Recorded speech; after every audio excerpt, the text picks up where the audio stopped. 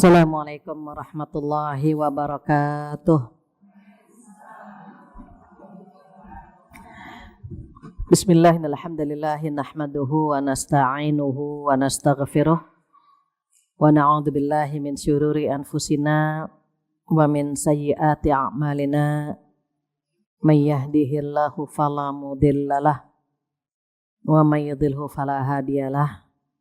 Asyhadu an la ilaha illallah wahdahu la syarikalah wa asyhadu anna Muhammadan abduhu wa rasuluh la nabiyya ba'dah.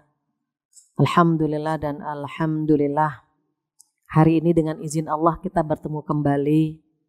Mohon maaf atas keterlambatan saya hari ini. Mudah-mudahan penantian ibu-ibu dibalas oleh Allah dengan pahala berlipat ganda, dan keterlambatan saya diampuni oleh Allah Subhanahu wa ta'ala. Mudah-mudahan semua yang hadir Allah berikan kesehatan, umur yang panjang, rezeki yang berkah, suami yang sayang, anak-anak yang soleh-solehah. Mudah-mudahan Allah mengumpulkan kita semua di jannah. Amin ya rabbal alamin. Tak lupa salawat dan salam kita sampaikan kepada kekasih kita Rasulullah Sallallahu Alaihi Wasallam, yang alhamdulillah setiap bulan kita mempelajari sabda beliau. Harapannya dengan mempelajari sabda beliau kita mendapatkan pencerahan, bisa mengikuti jejak Rasulullah Sallallahu Alaihi Wasallam, bisa menghidupkan sunnah Rasulullah Sallallahu Alaihi Wasallam, dan mudah-mudahan di surga kita bisa bersama beliau nantinya. Amin ya rabbal alamin. Hari ini hadis tentang etika orang beriman bagian kedua.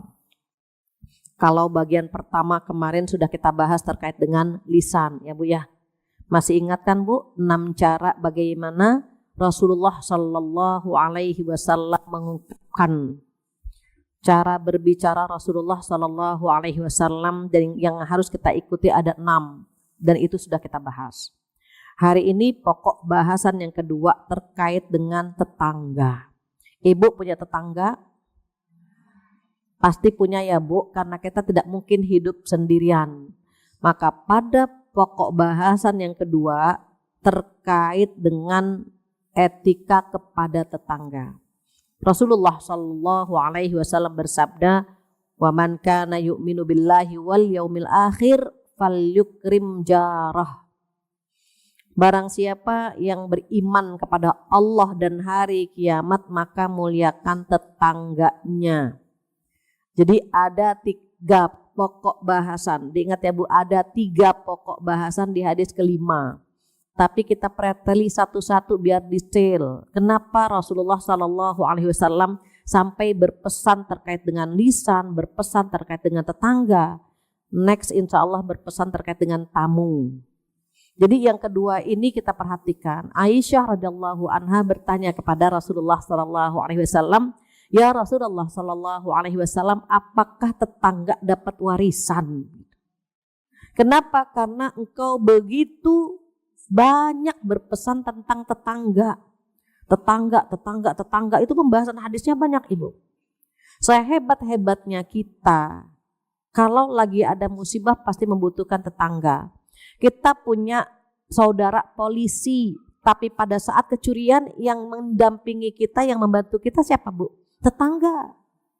Kita punya saudara dokter ketika anak kita sakit, ketika misalnya kehidupan kita lagi nggak baik-baik saja, lagi sakit juga, kita butuh tetangga Bu. Terasa sekali, Masya Allah, tetangga itu terasa sekali. Makanya ujian lewat tetangga juga nggak kaleng-kaleng. Ibu ada kan di sini yang hadir di sini yang diuji lewat tetangga kan Bu? Ada Bu. Mau bilang ada, tetangganya datang, jadi nggak berani. Akhirnya jawabnya ada. Ya Bu ya. Ternyata Rasulullah Sallallahu Alaihi Wasallam memberikan rambu-rambu bagaimana sikap kita kepada tetangga.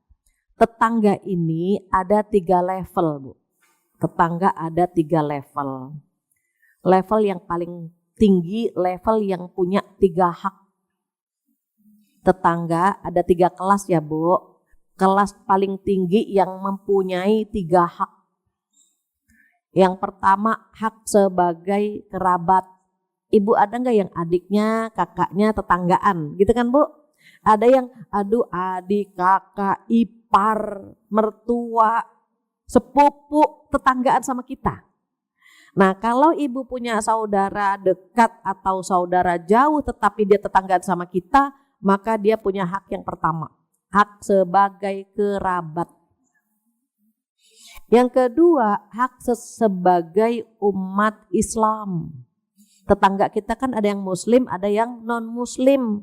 Maka yang kedua dia mendapatkan hak sebagai orang Islam.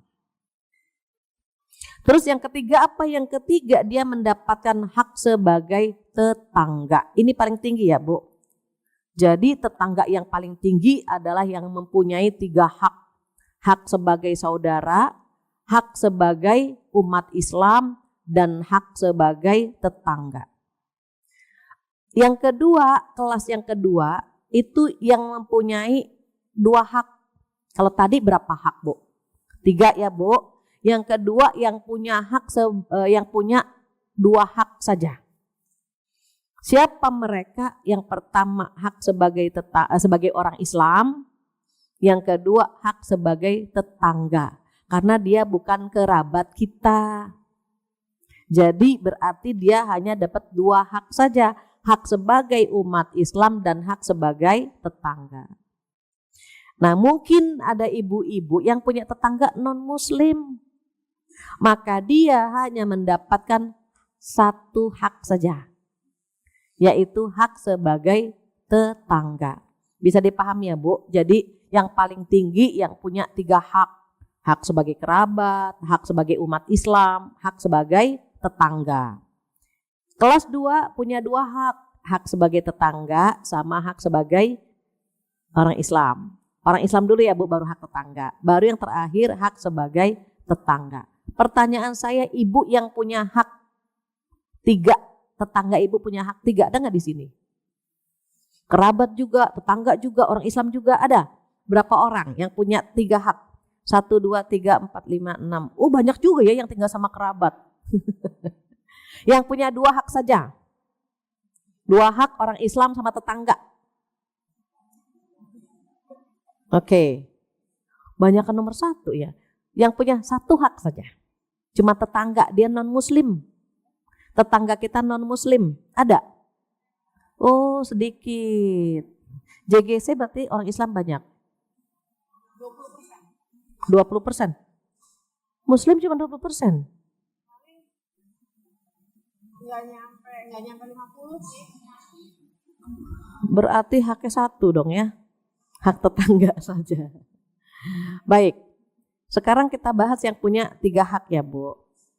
Ibu punya adik, punya kakak. Yang pertama kali yang mereka harus dapatkan dari kita adalah hak harta. Ini kan dari ujung ke ujung wajahnya tajir melintir ya. Ibu wajahnya tajir nih. Amin. Aminnya sambil pusing. Amin ya Allah. Ibu jika merasa di antara keluarga kita yang paling mampu, itu tolong rezekinya itu diberikan kepada kerabat, jangan dilupakan. Apa kata Allah? A'udzubillahi minasyaitonirrajim. Wa atal mala ala hubbihi dzawil qurba. Memberikan harta yang dia cintai kepada kerabat. Jadi yang punya 3 hak Bu, yang punya 3 hak. Hak pertama tuh kerabat merasakan harta kita. Karena termasuk yang disukai sama Allah itu adalah bersedekah kepada orang yang memiliki hubungan kerabat. Kadang-kadang mohon maaf ya Bu, kadang-kadang ada juga kerabat yang menyebalkan. Karena kita suka bantu jadi numan, apa numannya, nyandu. Iya, ya Allah Ibu langsung curhat di sini, betul banget, betul. Iya, ngandelin banget gitu ya Bu ya.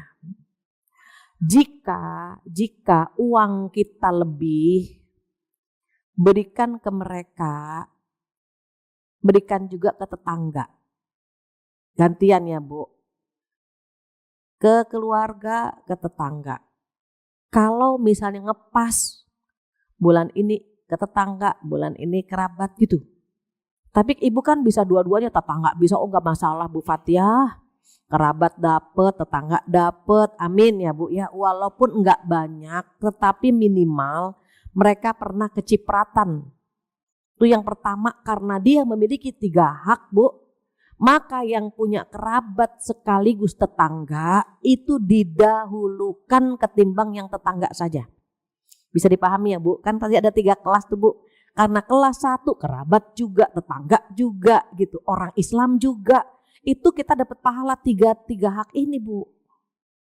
Maka kalau kita punya rezeki, maka dahulukan saudara sekaligus tetangga kita. Kalau tetangga sekaligus saudara umumnya, ini umumnya, kalau deketan itu seperti bau bangkai. Berantem mulu, bau banget rasanya. Kebaikan kita gak kelihatan. Justru itu ujiannya. Tapi kalau jauh itu wangi. Pas kita datang, ya Allah, dibawain beras. Padahal yang tetangga dekat dikasih beras juga. Tetapi kadang-kadang tidak terlihat. Kenapa? Karena dekat. Itulah bedanya kita dengan Rasulullah Shallallahu Alaihi Wasallam. Kalau beliau, Bu, semakin orang dekat dengan beliau, semakin cinta, semakin sayang. Kalau orang dekat dengan kita, semakin tahu aib kita. Oh, ternyata dia orangnya begitu. Astagfirullah. Tuh, Bu. Itu bedanya kita dengan Rasulullah Shallallahu Alaihi Wasallam. Maka ingin mengenal seseorang butuh nginep 3 hari, nggak usah 3 hari, 1 hari aja udah kelihatan Bu. Ih, ternyata dia astagfirullah. Kelihatan seperti yang malas mandi kelihatan, yang rajin ngerumpi kelihatan, ya Bu ya. Yang pelit kelihatan, yang genit kelihatan, semuanya kelihatan.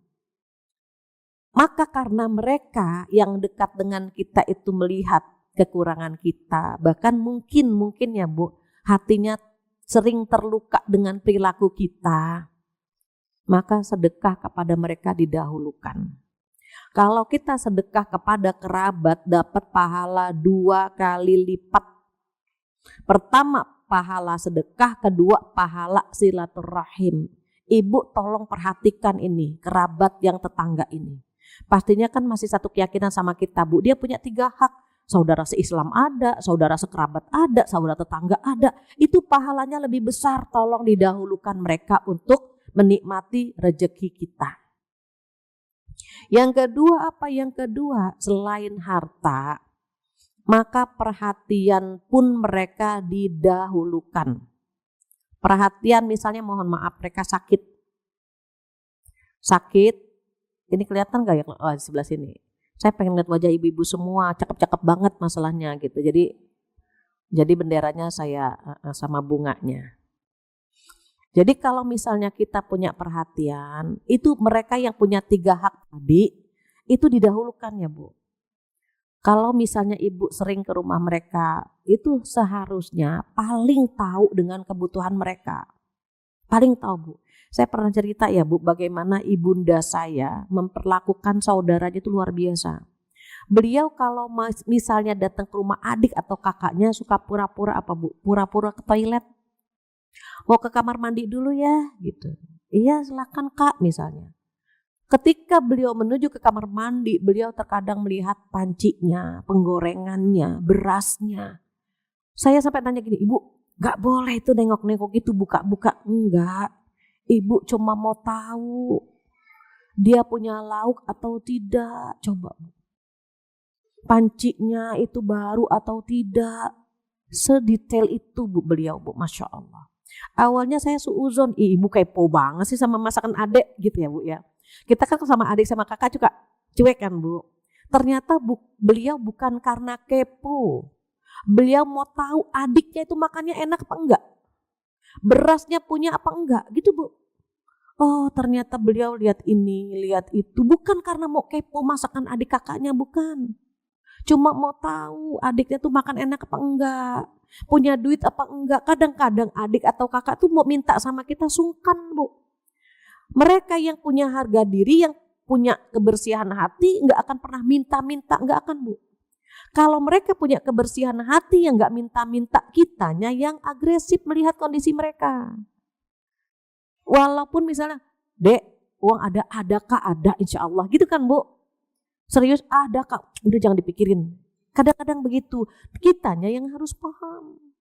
Orang-orang dulu itu punya iffah, mereka punya izah. Mereka nggak mau ngemis, nggak mau minta Bu. Mereka diam, tapi kitanya yang harus paham. Berbeda dengan orang yang udah minta, ya dia datang minta lagi nih, ya gitu. Beda kan Bu, kalau yang nggak pernah minta itu perhatikan. Jadi ayat Allah itu ada Bu, kita suruh sedekah kepada lisail wal mahrum. Sail itu yang meminta, wal mahrum orang yang nggak minta, sebetulnya mereka butuh. Kayaknya butuh. Nah beliau tuh Bu nanti ke pasar beli panci, beli penggorengan. Saya bilang buat siapa Bu? Itu adik kemarin ibu tengok nggak ada pancinya, nggak ada penggorengannya. Segitunya sama saudara. Kenapa? Karena saudara-saudaranya pada ifah, nggak pada minta. Di zaman sekarang, nah berbeda ya Bu. Teh, ada uang nggak teh? Kak enak banget Kak, punya ini punya itu misalnya. Kalau dia baik, mau aja. Kalau kita baik. Kalau nggak baik, mulai. Angkut aja semua angkut kan gitu. Kita tipe yang mana? Kalau kita merasa dia butuh, dia saudara kita, kayaknya nggak apa-apa gitu. Niatkan saja zakat. Tapi jangan sering-sering biar nggak ada numannya. Numan bahasa cakunya apa ya? Nyanduk. Kebiasaan jadi minta lagi gitu. Ada jarak yang bikin dia segan sama kita, tetapi dia pun nggak terlalu jauh sama kita gitu Bu. Dibentuk kita deket sama dia, biar dia terbuka sama kita, tetapi dia nggak kebiasaan juga celamitan gitu ya Bu. Itu yang harus kita berikan. Kenapa? Karena ketika kita memberi ada tarbiyah di situ, ada pendidikan di situ, jangan sampai mereka menjadi tangan yang di bawah terus. Kasih pendidikan bagaimana agar mereka nantinya menjadi orang yang tangannya di atas. Jangan bikin dia menjadi mustahik terus. Jadikan dia sebagai muzaki. Caranya bagaimana? Coba pinjamkan modal gitu. Makanya terkadang mereka kalau minjem sama kita buat modal. Teh ada uang nggak buat modal? Minjem bisa nggak? Itu lebih enak Bu ketimbang teh atau Kak. Nah bagaimana kita bentuk dia agar ketika kita memberi dia putar uang kita agar nantinya menjadi muzaki yang menunaikan zakat. Jangan dibiasakan juga dia jadi mustahik terus gitu Bu. Ada peran kita bagaimana membentuk dia menjadi muzaki orang yang menunaikan zakat. Maka yang pertama adalah harta, yang kedua perhatian ya Bu, perhatian. Yang ketiga apa? Doa. Ibu kalau doa jangan buat sendiri. Adik kakak kita tolong doakan juga. Kita kadang-kadang suka lupa yang kita doakan kita, suami kita, gitu kan Bu? Anak kita, mantu, cucu, itu aja muter-muter terus. Sampai lupa mendoakan adik kakak kita. Ya Allah doanya biar suami gak selingkuh, biar anak sehat. Itu aja muter-muter. Lupa mendoakan adik kakak kita. Padahal mereka itu perlu didoakan juga Ibu. Ya Allah satukan hatiku dengan adik kakakku. Kenapa banyak adik kakak, mohon maaf ya Bu, suka berselisih gitu kan Bu. Boleh jadi dia tidak kita doakan. Ya Allah satukan hatiku dengan hati adik kakakku, keponakanku. Itu disebutkan Ibu. Karena dia berhak mendapatkan doa dari kita kan. Dia punya 3 hak. Kerabat juga, tetangga juga, umat Islam juga, maka perlu didoakan. Disitulah kita perlu tahu bagaimana adik kakak kita, saudara kita, apakah dia baik-baik saja atau tidak. Jangan sampai ketika adik atau kakaknya meninggal, Itu nggak tahu Bu, loh memang sakitnya sejak kapan gitu. Karena dia punya hak sebagai orang Islam, saat dia sakit harus dijenguk. Hak sesama Islam ada berapa Bu? Ada 6. Sesama Muslim itu ada 6. Pertama, menjawab salam. Menjawab salam tuh hukumnya wajib ya Bu. Kalau mengucapkan hukumnya apa? Sunnah, betul. Kalau menjawab salam hukumnya wajib, sementara menebarkan salam hukumnya sunnah. Pahalanya banyakkan mana Bu? Pahalanya banyakkan yang wajib. Tetapi memulainya itu adalah syiar. Daripada ketemu hai, halo, nggak ada pahalanya, tapi kalau assalamualaikum, itu doa Bu. Semoga kamu selamat, kamu juga selamat. Enak kan Bu? Di sini kalau ibu-ibu dan gini udah nutup aurat, itu kelihatan orang Islam. Untungnya kalau nutup aurat Bu, untungnya orang nutup aurat, itu kita ketika bertemu langsung mengucapkan salam. Kalau orang Islam nggak pakai jilbab kita bingung. Ini Islam apa bukan, Islam atau bukan gitu kan Bu. Sehingga ketika kita mengucapin salam takut dia non muslim. Maka kata Allah di surat Al-Ahzab ayat 59, coba Neng. Al-Ahzab ayat 59 itu ada manfaat berjilbab, ini terkait dengan menebarkan salam. Al-Ahzab surah ke-33.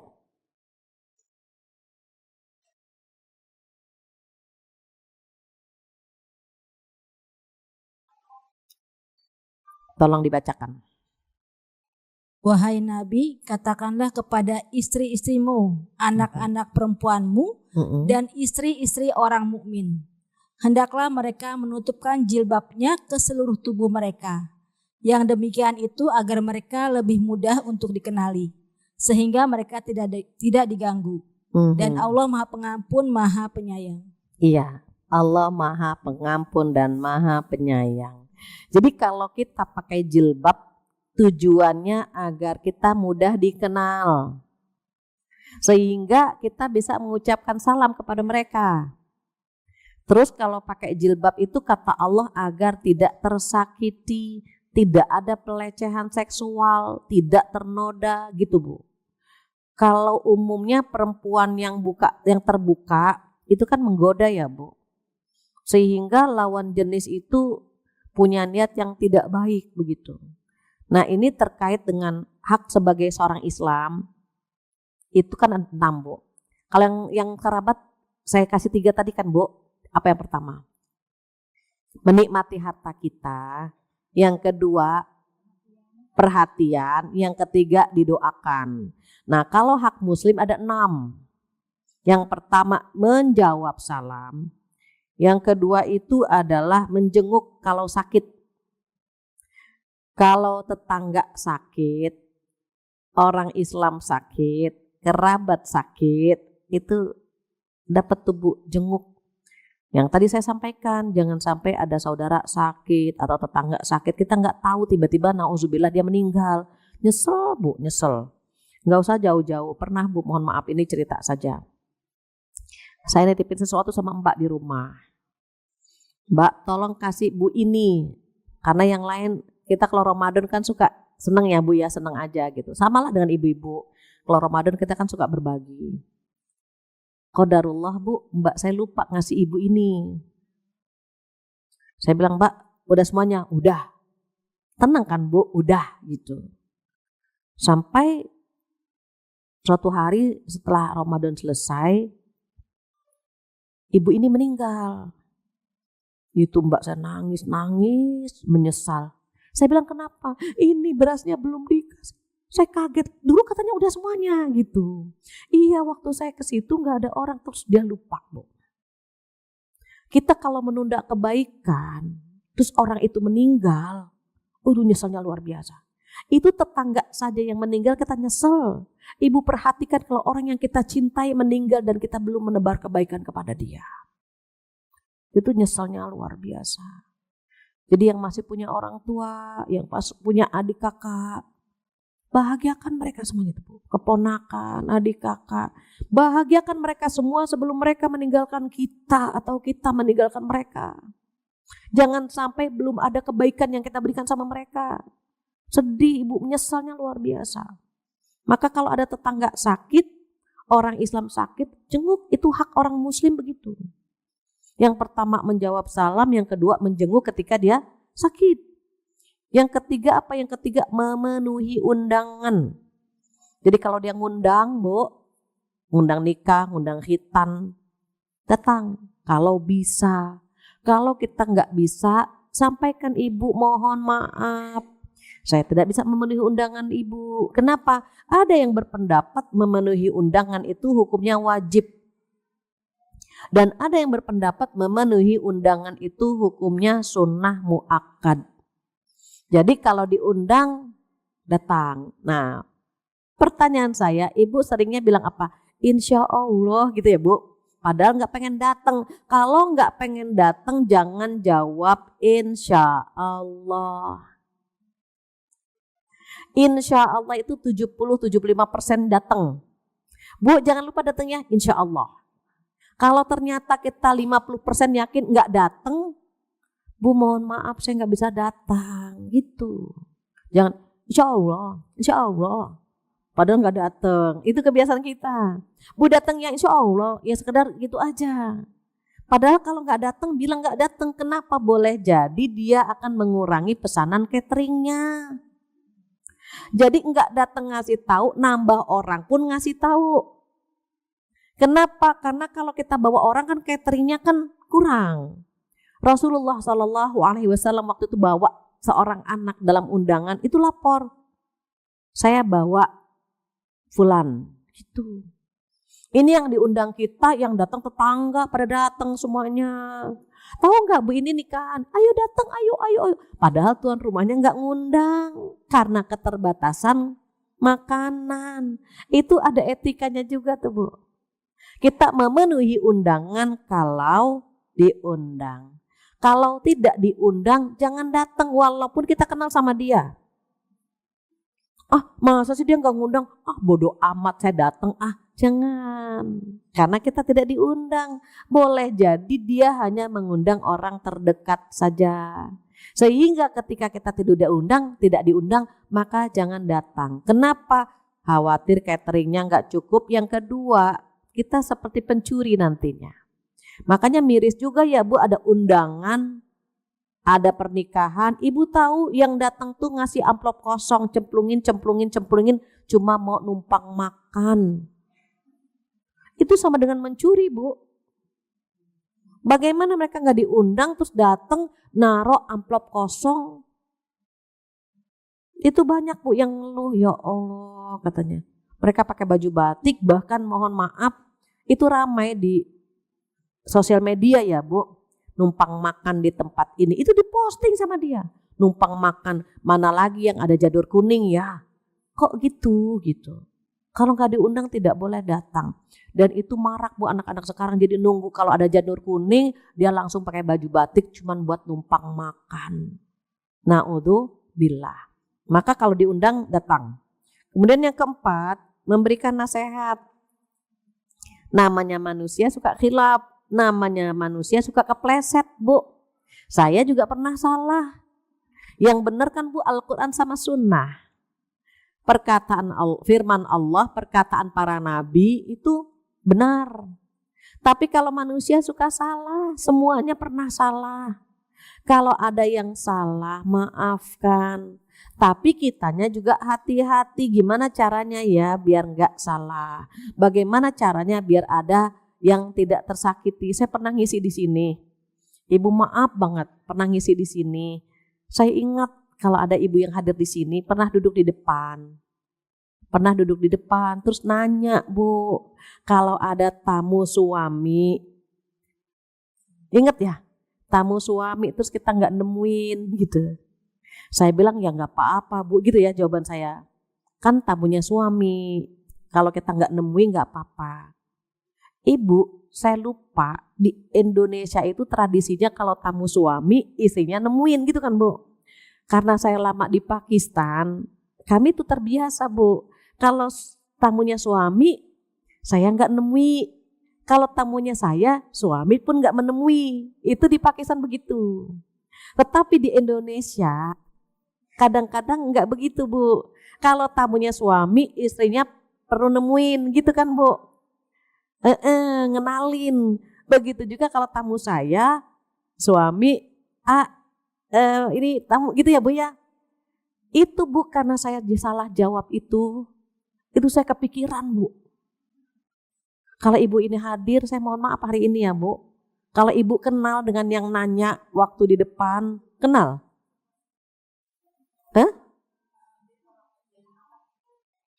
Iya, titip salam ya Bu Fatia, minta maaf. Karena kadang-kadang kan beda background ya Bu, saya tuh lupa, saya lama di Pakistan dan kita kalau ada tamu suami saya nggak nemuin memang. Jawaban saya itu, ya nggak apa-apa Bu kalau nggak nemui gitu waktu itu. Ya nggak apa-apa, itu gimana Bu kalau gitu ya, Ibu ingat ya. Saya bilang ya nggak apa-apa kan tamunya suami nggak nemui gitu. Ternyata oh iya di Indonesia itu nggak begitu. Karena kalau secara agama benar Bu begitu gitu. Tapi di Indonesia nggak begitu. Baiknya kita menemui tamunya suami cuma say hello, assalamualaikum Pak. Apalagi kalau suami yang minta, Bu, temuin teman-teman. Suami minta Bu, turun tuh Bu, kita assalamualaikum Pak gitu. Karena kadang-kadang temennya suami pengen kenal juga sama istrinya. Yang penting niat kita diluruskan ya Bu. Kita tanya, teman Bapak ganteng apa enggak? Yang begitu ya nggak boleh. Jadi kalau ada titip salam, saya mohon maaf karena saya menjawabnya kurang pas lah untuk di Indonesia gitu. Itu saya kepikiran.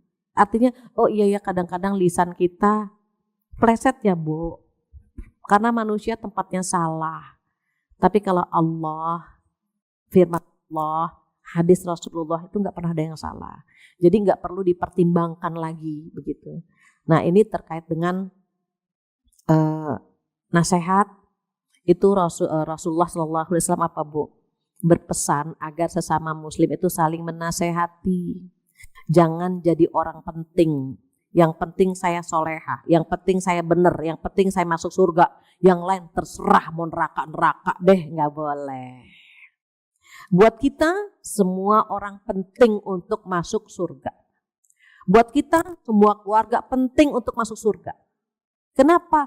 Karena ketika mereka mendapatkan hidayah lewat kita, mereka mendapatkan pencerahan lewat kita, apa kata Rasulullah SAW? Demi Allah, demi Allah, demi Allah. Jika seseorang mendapatkan hidayah lantaran dirimu, lewat dirimu, maka pahalanya dunia beserta isinya. Masya Allah kaya kita Bu.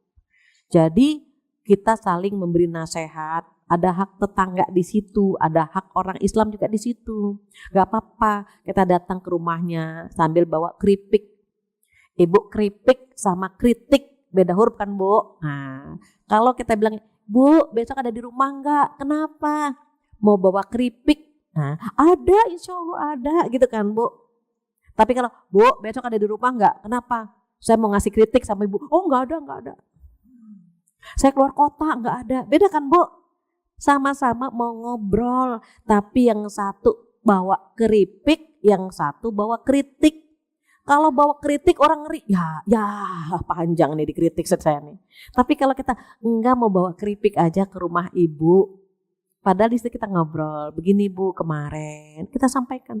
Tapi ada buah tangan yang kita berikan sama dia, karena dia adalah saudara kita seakidah, seiman, maka ada haknya untuk dinasehati. Itu yang keberapa Bu? Keempat. Kelima, mendoakan. Tetangga perlu didoakan. Anaknya tetangga, ya Allah nyebelin banget, doakan. Kita cuma nyumpahin doangan, dosa Bu. Ya Allah itu anaknya siapa sih? Astagfirullah. Kalau ada ibunya, kita elus-elus. Ya Allah anaknya pinter banget. Gak ada ibunya. Digebukin, dicubitin, dijewer, jangan. Tetap didoakan ya Allah, nak kamu mudah-mudahan jadi anak yang soleh, Apalagi kalau mau lebaran ya Bu, itu anak-anak nyalahin apa Bu? Petasan, dedar, jedor gitu ya. Yang ibu-ibu tua jantungan, kesian kan Bu. Nah, kita pakai, nah sebentar. Nyalahin petasannya jangan di depan rumah ibu ya, gitu. Nenek lagi sakit atau anak lagi sakit, kadang-kadang kita suka, hey, lupa kalau dia tetangga kita, tinggal samperin aja. Bu, kemarin anaknya begini gitu. Terus kita doakan Bu. Kita doakan agar anak-anaknya atau ibunya atau ayahnya menjadi tetangga yang soleh. Terakhir yang keenam, apa sih hak orang Islam yang keenam? Ketika meninggal maka kita bertakziah, berbelasungkawa dengan kematiannya. Mengapa? Berarti umat Islam kurang satu.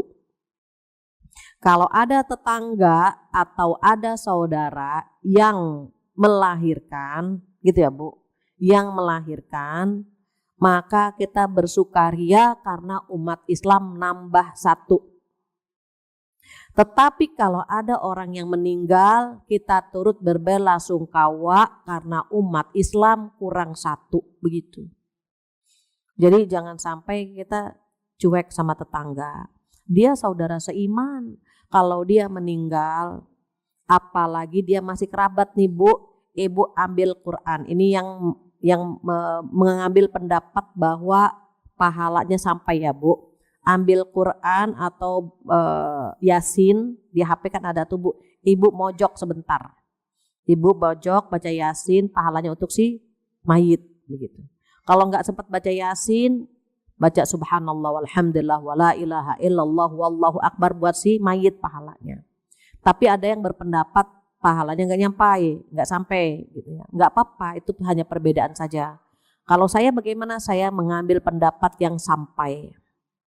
Kenapa? Dikiaskannya dengan umroh, haji. Kan ada badal haji kan Bu? Itu kan niatnya buat si mayit.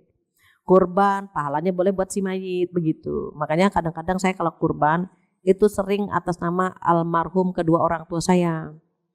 Jadi saya yakin bahwa pahala itu insya Allah sampai kepada si mayit.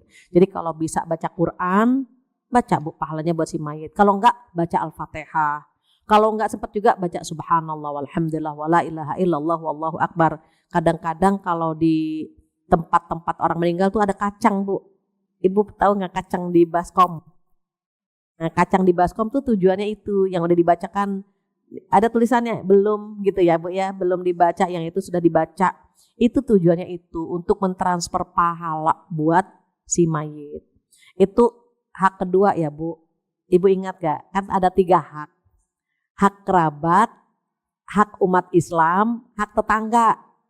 Yang kedua kan Bu tadi hak umat Islam yang 6 ya Bu. Terakhir hak tetangga saja, tapi dia non muslim. Dapatnya cuma 1 hak doang kan Bu. Ibu ketukar nggak nih? Ada yang bajunya yang mana lagi sih? Saya ulang. Tetangga ada yang punya 3 hak. Sebagai kerabat, sebagai umat Islam, sebagai tetangga. Ada yang punya 2 hak. Sebagai umat Islam dan sebagai tetangga. Tadi yang 6 itu ya Bu. Nah, ada yang hanya punya 1 hak sebagai tetangga saja karena dia non muslim. Maka haknya apa? Saling menghormati, saling menghargai, saling memberi hadiah. Kenapa berharap? Berharap ya Bu, dengan hubungan kita yang baik kepada dia, dia terbuka hatinya menerima agama kita.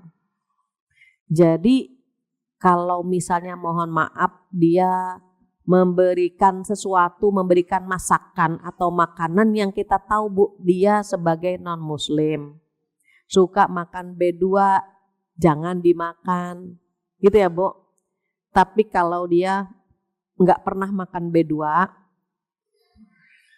dan kita yakin dia nggak masak B2 sama sekali, nggak apa-apa. Makanya saya dulu pernah punya tetangga non muslim. Dia tahu saya hati-hati karena dia masak B2. Jadi dia kalau ngasih saya apa Bu yang sudah dikemas. Sirup, kan udah dikemas Bu, nggak mungkin ada gitu ya Bu ya. Atau dia misalnya, Bu saya dari pulang kampung, dia ngasih dodol, itu kan udah dikemas tuh Bu, dodol gitu. Dia paham, dia nggak pernah ngasih saya makanan yang dimasak gitu. Jadi dia ngasih buah, dodol gitu, sirup gitu yang sudah dikemas. Kalau itu kan Bu, insya Allah dari toko ya Bu, jadi nggak dimasak sama dia. Hal-hal seperti itu perlu dijaga. Hubungan kita harus baik.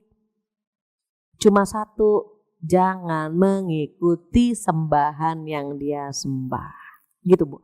Lakum dinukum waliyadi. Alhamdulillah jam 11 lewat 6. Materi sudah kita sampaikan. Pokok bahasan yang kedua. Bulan depan insya Allah terakhir pokok bahasan yang ketiga terkait dengan tamu. Gitu ya Bu. Alhamdulillah ini hadis yang ke-15 ya Bu ya. Mudah-mudahan bisa kita amalkan dan kita dimampukan untuk mengamalkannya. Demikian ibu-ibu solehah. Jika ada pertanyaan saya kembalikan lagi kepada MC. Silahkan Neng. Silakan ibu-ibu yang ingin bertanya. Enggak ada yang bertanya.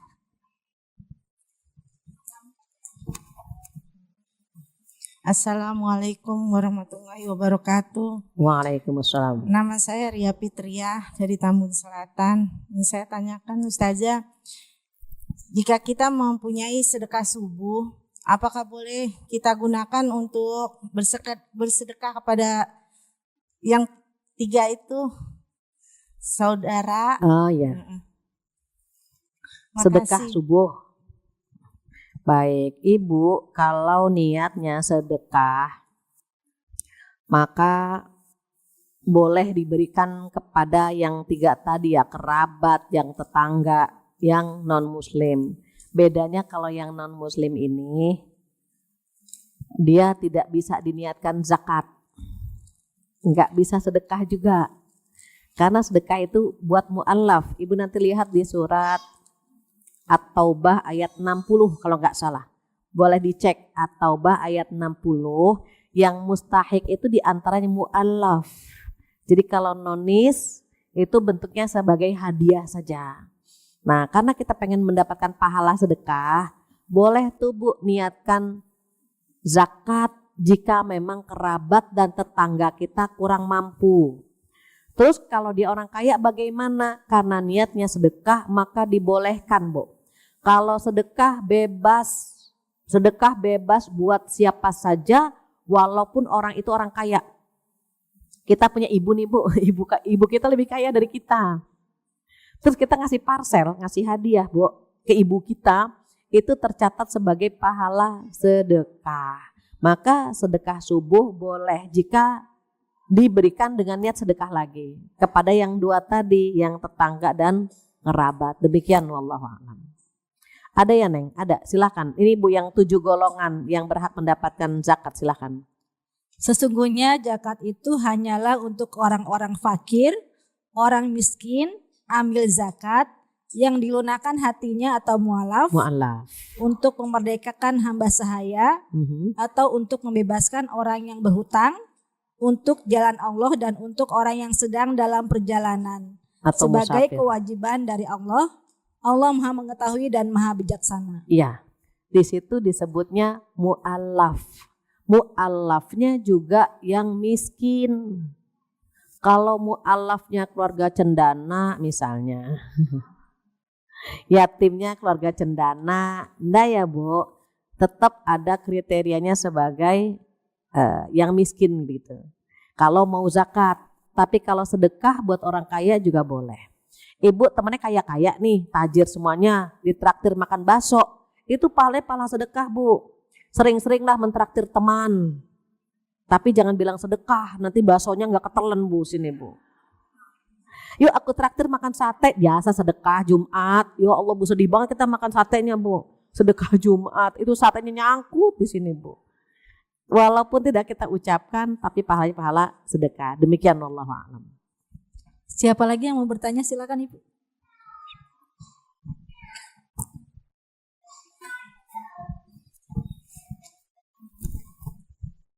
Assalamualaikum warahmatullahi wabarakatuh. Waalaikumsalam. Nama saya Wiwin dari Kayu Tinggi. Ustazah, ketika sedekah itu udah menjadi rutinitas, sedangkan kan rezeki kita nggak selalu sama. Pada saat kita berhenti atau jedah dulu, kita seperti ditagih. Bagaimana itu cara menanggulanginya? Kadang udah ditunggu, rasanya punya beban moral sendiri. Terima kasih. Baik. Iya, tadi di awal sudah saya sampaikan bagaimana ketika kita memberi tetapi tidak membuat mereka nyandu, numan, kebiasaan gitu. Makanya kadang-kadang nggak harus tiap bulan. Tadi yang sudah saya singgung, kadang-kadang buat tetangga, kadang-kadang buat saudara, agar saudara paham, agar tetangga paham bahwa itu bukan kewajiban kita setiap bulan, begitu. Karena kalau tiap bulan nih, saat kita nggak ngasih, seakan-akan itu kewajiban kita yang belum tertunaikan. Beban deh, Bu, bulan ini belum ngasih. Loh, memang kewajiban kita, kan bukan kewajiban kita. Makanya kadang-kadang perlu diselang-seling, kecuali kalau misalnya kita bilang memang, Dek, anakmu saya yang biayain SPP-nya gitu. Anakmu saya yang bantu. Nah, itu kan harus tiap bulan tuh, Bu. Tapi kalau kita tidak membuat komitmen setiap bulan, itu kan bebas-bebas saja. Terus bagaimana? Kita sampaikan, Dek, kan rezeki kita kan nggak selamanya baik-baik saja. Kalau saya sedang membantu, kalau saya sedang memberi, itu insya Allah karena rezeki saya alhamdulillah lagi baik. Saat ini doakan ya rezeki teteh belum seperti kemarin gitu. Kita sampaikan agar dia tahu ini kan bukan kewajiban kita, kan gak ada komitmen itu tiap bulan gitu. Jadi agar mereka juga tahu bahwa rezeki kita itu kadang-kadang baik, kadang-kadang kurang baik. Dan satu hal lagi, kan kakak gak punya komitmen kan untuk memberikan setiap bulan. Kalau kakak ada rezeki ya dibantu, kalau tidak ada ya doakan. Begitu. Jadi mereka pun harus paham bahwa itu bukan sebuah kewajiban tetapi sebuah kebaikan gitu. Agar mereka tidak mengandalkan kita. Syukur-syukur ibu jangan ngasih ikan sama mereka. Ngasih kailnya aja, dikasih modal biar mereka enggak mengandalkan ikan dari kita dan langsung habis gitu kan. Berbeda kalau kita kasih kail kan. Jadi dia pakai tuh kailnya buat menjemput rezeki begitu. Wallahu a'lam. Satu lagi Neng, kalau nggak ada nggak apa-apa. Satu lagi, ada lagi silakan Ibu.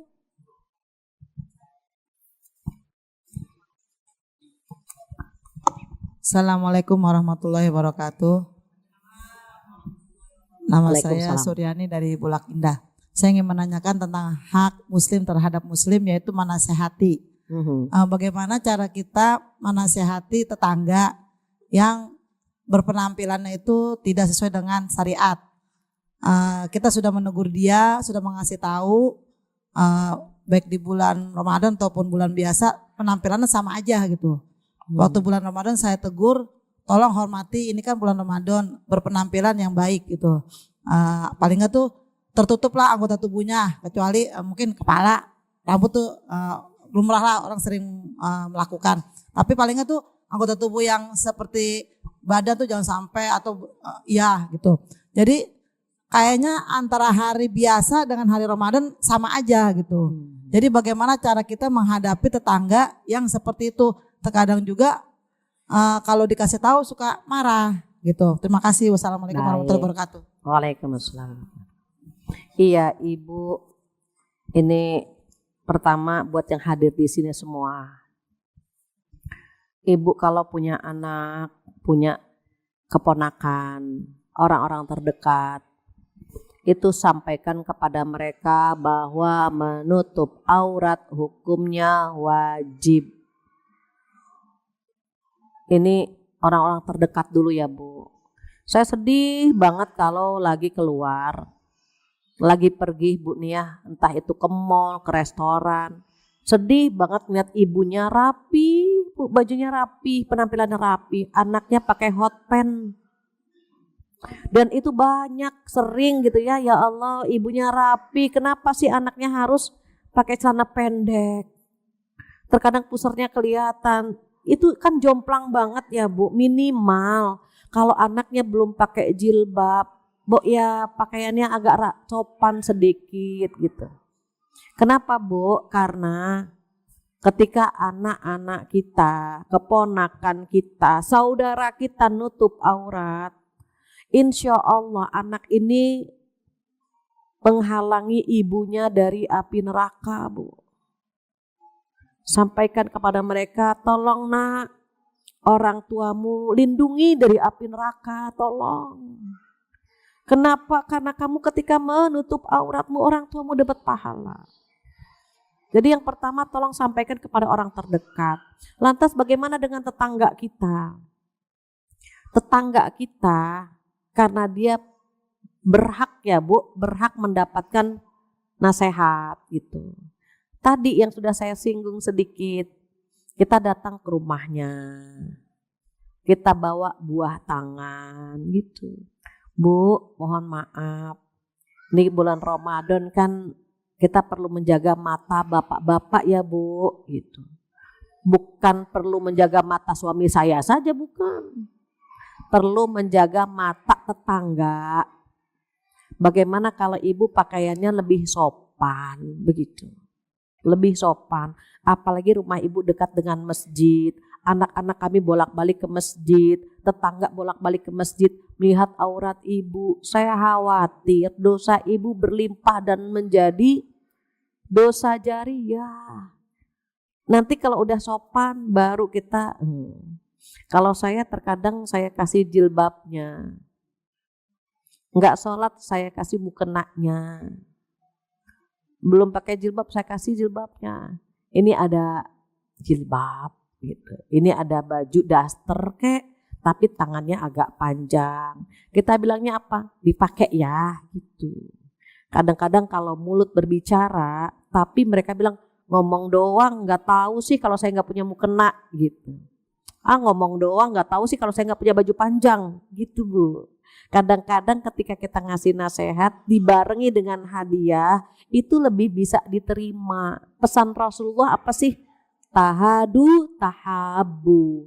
Saling memberi hadiahlah kalian, maka kalian akan saling mencintai.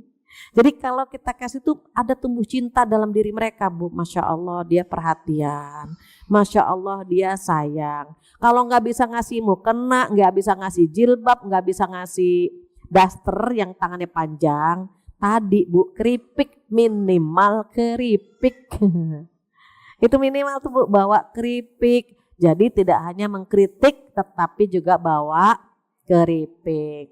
Jadi itu ya Bu, karena kita pengen banget mengamalkan apa yang disarankan Rasulullah, maka tahadu tahabu, saling memberi hadiahlah kalian dan kalian akan saling mencintai. Alhamdulillah gak terasa hampir setengah 12. Zuhurnya kan agak maju ya Bu. Mudah-mudahan kita diberikan keistiqomahan untuk selalu memuliakan dan menghormati tetangga.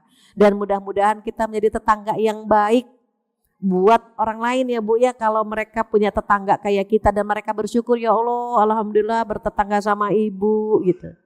Itu insya Allah jadi jariyah Bu. Nanti di hari kiamat dia akan menjadi saksi kalau kita orang baik. Itu Bu.